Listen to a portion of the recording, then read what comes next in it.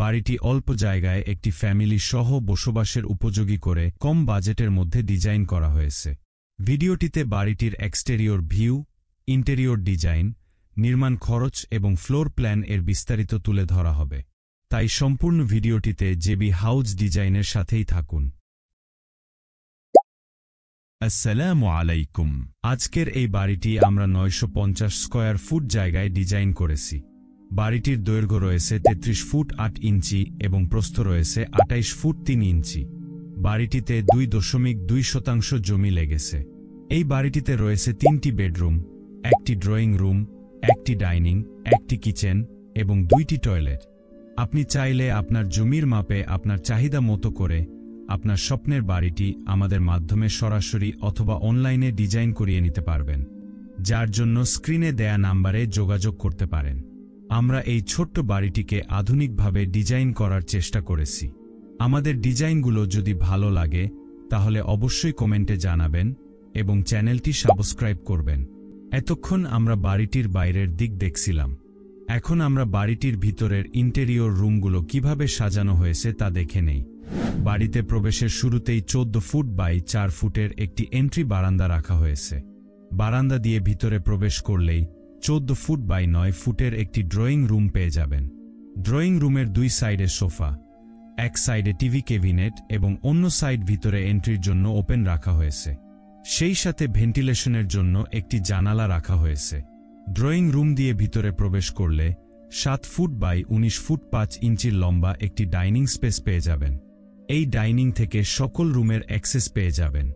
দিনের বেলাতে লাইট না জ্বালালেও যাতে পর্যাপ্ত আলো বাতাস পাওয়া যায় সেজন্য একটি বড় জানালা রাখা হয়েছে। ড্রয়িং রুমের ডান দিকে 13 ফুট বাই 13 ফুট সাইজের প্রথম বেডরুমটি রাখা হয়েছে। বেডের পাশাপাশি বেডরুমটির ফ্রন্টে টিভি ক্যাবিনেট, সাইডে ওয়ার্ড্রোব এবং কর্নারে একটি কম্পিউটার টেবিল ও সেলফ রাখা হয়েছে।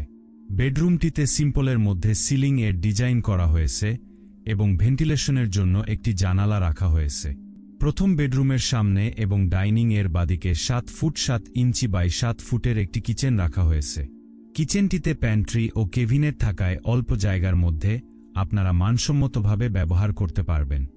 সেই সাথে ভেন্টিলেশনের জন্য একটি জানালা পেয়ে যাবেন।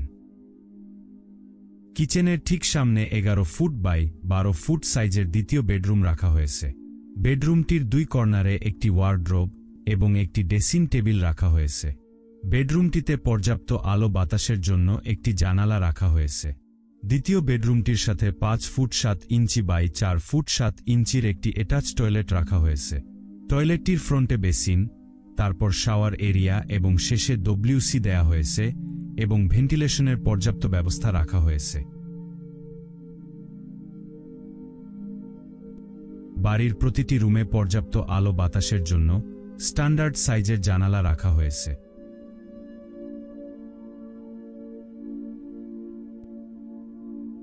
ডাইনিং এর সামনে ড্রয়িং রুম এবং বেডরুমের জন্য 6 ফুট বাই 4 ফুট 7 ইঞ্চির একটি কমন টয়লেট দেয়া হয়েছে।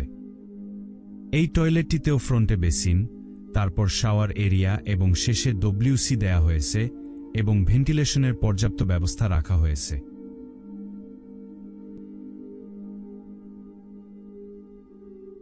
কমন টয়লেট এর বাদিকে 11 ফুট বাই 12 ফুট সাইজের তৃতীয় বেডরুমটি রাখা হয়েছে। বেডরুমটিতে বেডের ফ্রন্টে টিভি ক্যাবিনেট, সাইডে ওয়ার্ড্রোব রাখা হয়েছে। সেই সাথে সিম্পলের মধ্যে সিলিং এর ডিজাইন করা হয়েছে এবং বেডরুমটিতে ভেন্টিলেশনের জন্য একটি জানালা রাখা হয়েছে। এভাবেই বাড়ির ভিতরের রুমগুলোকে সাজানো হয়েছে। এই পর্যায়ে 3D ফ্লোর প্ল্যান এর মাধ্যমে বাড়ির রুমগুলোর অবস্থান দেখে নেই। এন্ট্রি বারান্দা, ড্রয়িং রুম, প্রথম বেডরুম, ডাইনিং রুম, কিচেন, দ্বিতীয় bedroom, common toilet, attach toilet, তৃতীয় বেডরুম। বর্তমান বাজার দর অনুযায়ী এই বাড়িটি সম্পূর্ণ নির্মাণ করতে 17 থেকে 18 লক্ষ টাকার মতো খরচ হবে। আর যদি ইন্টেরিয়র ডিজাইন করান তাহলে ডিজাইনের কোয়ালিটির উপর খরচটি নির্ভর করবে। আমাদের মাধ্যমে ড্রয়িং ডিজাইন করাতে চাইলে স্ক্রিনে দেয়া নাম্বারে যোগাযোগ করতে পারেন। আপনাদের কাছে ডিজাইনটি কেমন লেগেছে তা অবশ্যই কমেন্টে জানাবেন এবং চ্যানেলটি সাবস্ক্রাইব করবেন।